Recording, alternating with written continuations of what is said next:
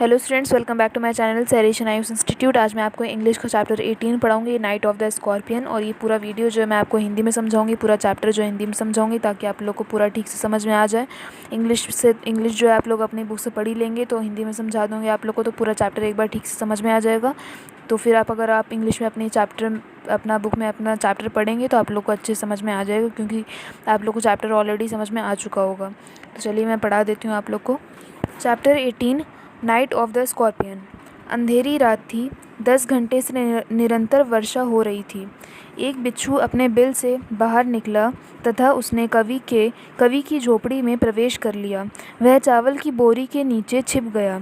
जब कवि की माँ वहाँ अंधेरे में चावल लेने गई तो बिच्छू ने उन्हें डंक मार दिया, मतलब काट लिया। अपना विष माँ के शरीर में डाल देने, मतलब अपना जहर जो है उस बिच्छू ने उसकी माँ के शरीर में डाल देने के पश्चात वह वर्षा में पुनः बाहर निकल गया। माँ पीड़ा से चीखने लगी। यह समाचार तेज़ी से गांव में फैल गया। किसान झोपड़े में बड़ी संख्या में मक्खियों की झुंड की भांति आ गए, मतलब मक्खियों की तरह पूरे जो है झोपड़ी में भर गए, वहाँ पर आ गए, मतलब भीड़ इकट्ठा कर ली पूरे में। उन्होंने परमात्मा का नाम सैकड़ों बार लिया ताकि बिच्छू रेंगना बंद कर दे। उनकी मान्यता थी कि विष का प्रभाव बिच्छू के हिलने डुलने से बढ़ जाएगा। मतलब कि जो गांव के लोग थे वो थोड़े धार्मिक टाइप के लोग थे, इसलिए वो बार बार मतलब मदद करने के बजाय खड़े होकर परमात्मा का नाम ले रहे थे ताकि बिच्छू जो हिलना डुलना बंद कर दे। और उससे जो उनका मानना ये था कि बिच्छू अगर हिले डुलेगा तो उसका मतलब उसने जो डंक मारा है वो उसका जहर जो है ज़्यादा असरदार होता जाएगा। इसलिए वो परमात्मा का नाम ले रहे थे, ना कि मदद कर रहे थे। जब मतलब खड़े होकर परमात्मा का नाम ले रहे थे, मदद नहीं कर रहे थे, मतलब धार्मिक टाइप के लोग थे। तो चलिए आगे पढ़ते हैं। किसान अपने साथ मोमबत्तियां तथा लालटेन लेकर आए। उन्होंने उस शैतान की खोज शुरू कर दी। प्रकाश के कारण उनके विशाल काले साए, जो बिच्छू की आकृति के थे, मिट्टी की दीवार पर पड़े। उनकी खोज निष्फल रही। उन्होंने अपनी जीभ से तीखी आवाज़ निकाली। इस प्रकार उन्होंने माँ के प्रति दया तथा अपनी बेबसी व्यक्त की। जब वह बिच्छू को न खोज सके, उन्होंने परमात्मा का भजन करना शुरू कर दिया। वह बोले कि माँ के इस जन्म के कष्ट उसके अगले जन्म के कष्टों को कम कर देंगे। उसकी पीड़ा उसकी बुराइयों के पाप को धो देगी। विष उसके शरीर से इच्छाओं का नाश करके उसे शुद्ध कर देंगे। वह दर्द से कहराती माँ के चारों ओर बैठ गए। जो कुछ कर सकते थे अथवा जो कुछ उन्होंने किया उससे वह संतुष्ट थे, पर कवि के पिता समझदार व्यक्ति थे। उन्होंने डंक लगे अंगूठे पर देशी औषधियों तथा जड़ी बूटियों का लेप किया, मतलब दवाई लगाई। जब पंडित जी पीड़ा से लड़ने के लिए पूजा पाठ में संलग्न थे, पिता ने प्रभावित भाग पर मिट्टी का तेल डालकर उसे माचिस की तीली दिखा दी ताकि विष खत्म हो जाए। दर्द को ठंडा होने में 24 घंटे लग गए। माँ ने ना तो बिच्छू को कोसा, ना ही अपनी किस्मत को। उसने तो परमात्मा को धन्यवाद किया जिसने उसे तो कष्ट दिया पर उसके बच्चे को छोड़ दिया।